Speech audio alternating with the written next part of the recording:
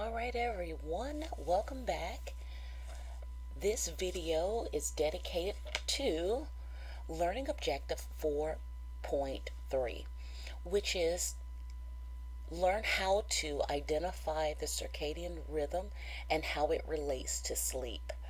So, we previously discussed the functions of sleep, like the benefits of sleep.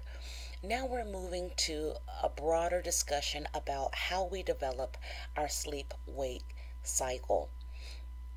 Now, it's really important to understand that our circadian rhythm is quite significant in our sleep wake cycle. Make sure you put a star by circadian rhythm. So it's the changes in our bodily processes that occurs repeatedly on approximately a 24 to 25-hour cycle.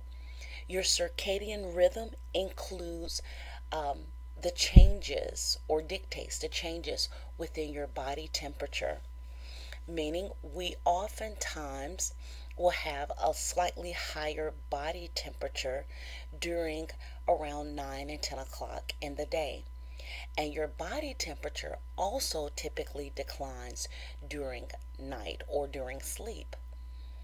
Your circadian rhythm also affects your level of alertness. Research has affirmed that 10 o'clock in the morning is a time that we're more mentally alert. And 2 p.m. in the afternoon is when we're more likely to be able to function well with physical activities, things that will require coordination. Your biological processes, such as having a bowel movement, is also quite connected with your circadian rhythm. Research has indicated that individuals are more likely to have a bowel movement around 7 and 8 o'clock in the morning. So, your circadian rhythm has many physiological functions that follows this predictable daily pattern, affecting behavior, alertness, and even your activity level. But it also includes your sleep. So I bet you're wondering how. Well, your circadian rhythm is very much programmed or adjusted based upon light cues within our environment. So, we have several structures in our brain that very much prompts or relates to the level of light that's within our environment.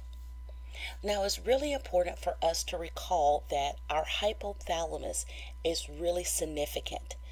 That is a structure within our brain that regulates patterns of hunger, temperature, and it even relates to sleep.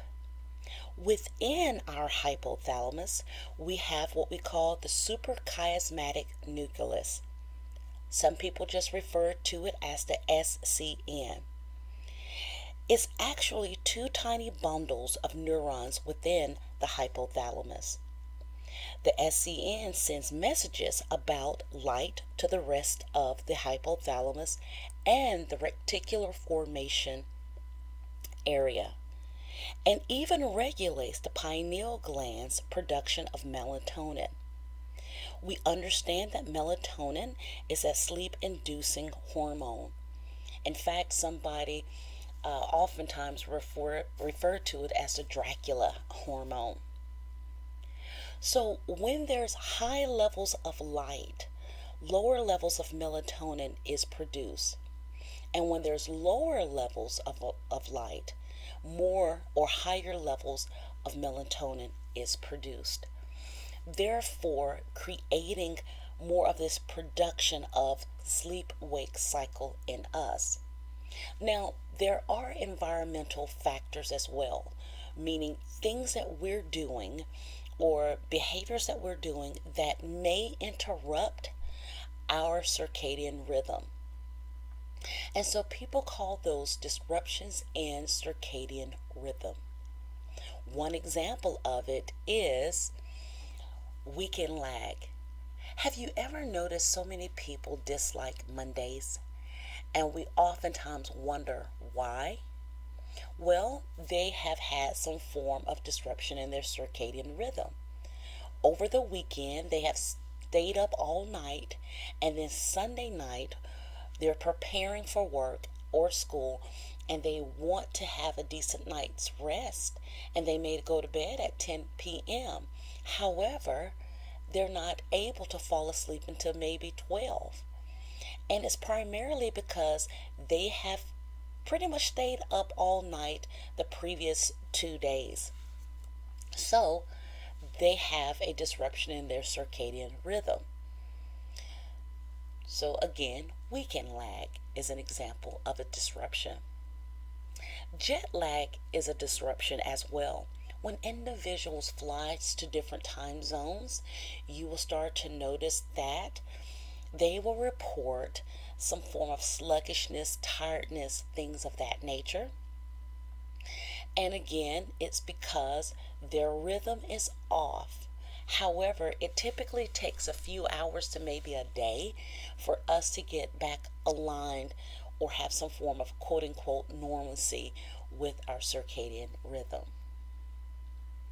The last example is night shift work. Night shift work, meaning second shift or third shift, can really disrupt our circadian rhythm. And in fact, a lot of people note that because we're forcing ourselves to basically work at the time where our body is telling us to just relax and go to bed, we're more likely to have accidents. We're more likely to have low productivity on our job, as well as you can have issues in regard to your hormone levels because you're working at night, sleeping in the day, and so things can get a little bit out of whack. So again, our circadian rhythm is super important. And so that is the end to Learning Objective 4.3.